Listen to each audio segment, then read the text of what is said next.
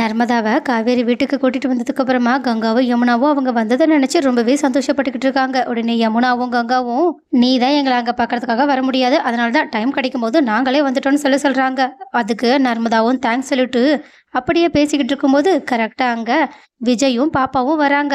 இதை பார்த்துட்டு நர்மதா உடனடியா பாப்பாவை தூக்கி கொஞ்ச ஆரம்பிக்கிறாங்க. அதுவும் ஒரு மாதிரியா விஜயையும் பாப்பாவையும் பார்த்துக்கிட்டு இருக்க காவேரிக்கும், எதுக்காக இவங்க ரெண்டு பேரையுமே முதல் முறையா பார்க்கும்போது நம்மளோட குடும்பத்துல இருக்கவங்க எல்லாருமே ஒரு மாதிரியா பாக்குறாங்களே, அது ஏன் அப்படின்னு புரியாம பார்த்துக்கிட்டு இருக்காங்க. அதுக்கப்புறமா ஸ்கூலுக்கு லேட் ஆகுது, நான் போயிட்டு வரேன்னு சொல்லிட்டு அவங்க விஜயோடையும் பாப்பாவோடையும் சேர்ந்தே கிளம்பி போறாங்க.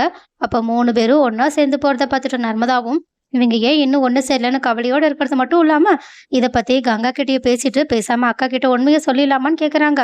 ஆனா யமுனாவோ, அவளோட உடல் இருக்க இப்ப நிலைமையில நம்ம அவகிட்ட இந்த உண்மையை சொன்னா அவளுக்கு ஏதாவது ஆயிடுமோன்னு பயமா இருக்கு, டாக்டரும் அதை தான் சொல்லியிருக்காங்க, அதனால இப்போதைக்கு நம்ம அவசரப்படாம இருக்காதான் நல்லதுன்னு சொல்ல கங்காவும், ஆமா, இவ்வளோ வருஷத்துக்கு அப்புறம் 2 பேரையும் அந்த கடவுளே பார்க்க வச்சிருக்காங்கன்னா கண்டிப்பா கடவுளே அவங்க 2 பேரையுமே ஒன்று சேர்த்துருவாங்கன்னு சொல்ல நர்மதாவும் அது சீக்கிரமா நடந்தா நல்லா இருக்கும்னு பேசிக்கிட்டு இருக்காங்க. அதுக்கப்புறமா காவேரியும் ஸ்கூல்லாம் முடிஞ்சு வந்ததுக்கு அப்புறமா அவங்க டைரக்டா தாத்தாவை பார்க்கறதுக்காக அவங்களோட வீட்டுக்கு போறாங்க. ஏன்னா தாத்தா தான் காவேரிக்கு கால் பண்ணி இந்த மாதிரி வீட்டுக்கு வாமான்னு கூப்பிட்டுருக்காங்க. அதனால அவங்களும் குழப்பத்தோடு உள்ள வந்து உட்காந்துருக்க. ராதாவும் காவேரியை பார்த்து சந்தோஷமா பேசுறாங்க. அது மட்டும் இல்லாம காவேரியும், என்னை எதுக்காக வர சொன்னீங்க தாத்தான்னு கேட்க, அதுக்கு தாத்தாவும் சாமி ரூமுக்கு கூட்டிட்டு போயிட்டு அவங்களுக்கு புடவையும் மல்லிப்பூவும் எடுத்து கொடுக்குறாங்க. இதை பார்த்துட்டு காவேரியும், எனக்காக எதுக்காக இதெல்லாம் தரீங்கன்னு கேட்க, அதுக்கு தாத்தாவும், இந்த மாதிரி அம்மா கூட ஒரு அம்மா மாதிரி நீ ஸ்டேஜ்ல ஏறி பெர்ஃபார்ம்லாம் பண்ணியிருக்க, அதுவும் நீ வின்லாம் பண்ணியிருக்க, என்ன அது எங்களால நேரடியா பார்க்க முடியல. உடனே விஜயும், அதான் ஃபோன்ல காட்டினல்ல. ராதா உடனே ஃபோன்ல காட்டினாலும் நேர்ல பார்க்குற மாதிரி வராதுன்னு சொல்லிட்டு பேசிக்கிட்டு இருக்கும்போது காவேரியும், ஆனா அந்த விஷயத்துக்காக எதுக்காக நீங்க எனக்கு இதெல்லாம் தரணும்னு கேட்க, அதுக்கு தாத்தாவும், இல்லம்மா, எனக்கு என் பேத்தி ஞாபகம் வந்துருச்சு, அதனாலதான் அவன் ஞாபகமா நான் இதை உன்கிட்ட தரேன்.